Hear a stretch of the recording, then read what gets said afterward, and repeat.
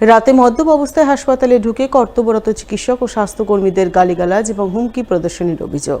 আর এই অভিযোগেই রোগীর পরিবারের 2 আত্মীয়কে গ্রেপ্তার করল পুলিশ।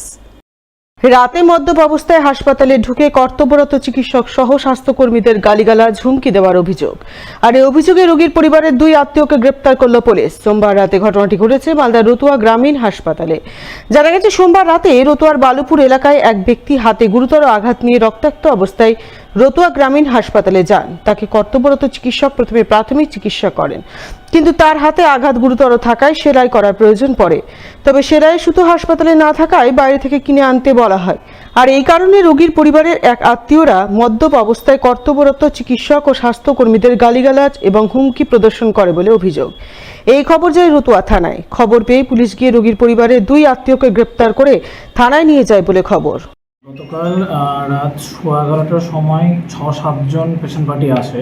তাদের একজনের হলো গিয়ে ডানা বাম হাতে মাঝের আঙুলটা কাটা ছিল 2 সেন্টিমিটার মতো। সেখানে আমরা সেলাই দিই, সঙ্গে সঙ্গে পেশেন্টটাকে অ্যাটেন্ড করা হয়। যা যা ট্রিটমেন্ট করা, রক্ত পড়ছিল এবং যা যা ট্রিটমেন্ট করতে হয় সমস্ত কিছু আমরা দিই। পুরো প্রসেসটাতে সমস্ত কিছু আমাদের হসপিটালে অ্যাভেলেবল থাকলেও যে সেলাই করার সুতোটা হয় সেটা আমাদের কাছে ছিল না, সেটা আমরা কিনতে পাঠাই। তারা কিনে আনে, সেলাই দেওয়া হয় পুরোটাতেই। এবং যখন সমস্ত কিছু কমপ্লিট হয়ে যায় তখন তারা একটা অভিযোগ জানাতে শুরু করে যে হলো কি সুতোটা কেন কিনে আনতে হচ্ছে, কেন হাসপাতালে নেই।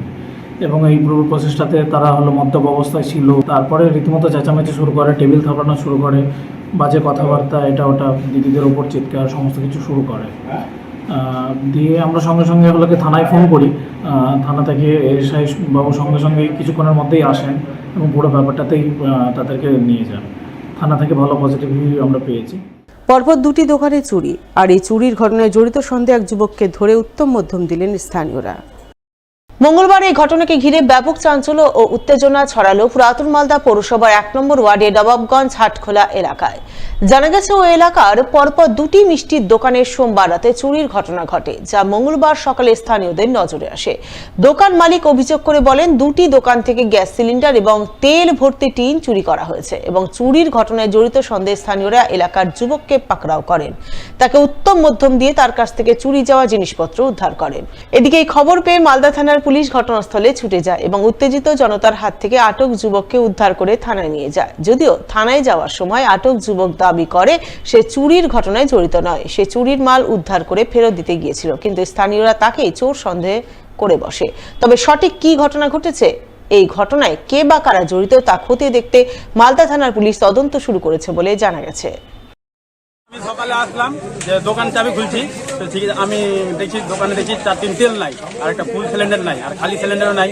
তো তারপরে আমি মালিককে ফোন করলাম, ঠিক আছে, মালিক তো আসবে। তো আমি বাড়ি গেলাম, তো দেখি ওরা টোটো নিয়ে খালি সিলিন্ডার নিয়ে যাচ্ছে। হ্যাঁ, যাবার পর আমি বললাম সিলিন্ডারটা আমার। তো বলছে এটা সুমনের বাড়ি থেকে নিয়েছে, এটা সুমনের সিলিন্ডার। তো বলছে ওই কিনে নিয়ে এসে। আমি কিনে নিয়ে এসে কোথা থেকে, এটা আমার সিলিন্ডার।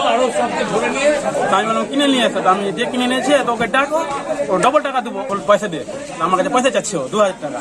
আমি পয়সা দিব, ঠিক আছে, তোরা আয় আমার কাছে। তো আসলো এখানে, জিজ্ঞাসাবাদ করে তারপর মালটা দেখি ঘরে খাটে নিচে রাখা আছে। এরা ঘটনা ঘটাচ্ছে, আমরা ড্রাগ খাই, গাঁজা খাই, ঠিক আছে, এগুলো বিষয় করছে, ঠিক আছে।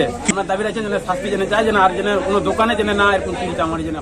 সম্প্রতি বাইক দুর্ঘটনায় চাঁচল কলেজের এক ছাত্রের মর্মান্তিক মৃত্যুর ঘটনায় কলেজ ছাত্রছাত্রীদের সেফ ড্রাইভ সেভ লাইফ সম্পর্কে সচেতন করতে উদ্যোগ গ্রহণ করল পুলিশ প্রশাসন। উদ্যোগের অঙ্গ হিসেবে ট্রাফিক পুলিশের পক্ষ থেকে মঙ্গলবার এক সচেতনতামূলক কর্মশালার আয়োজন করা হলো চাঁচল কলেজে। উপস্থিত ছিলেন ডিএসপি ট্রাফিক সুশীল গুরুং, চাঁচল থানার আইসি পূর্ণেন্দু কুণ্ডু, চাঁচল কলেজের ভারপ্রাপ্ত অধ্যক্ষ অজিত বিশ্বাস সহ অন্যান্যরা।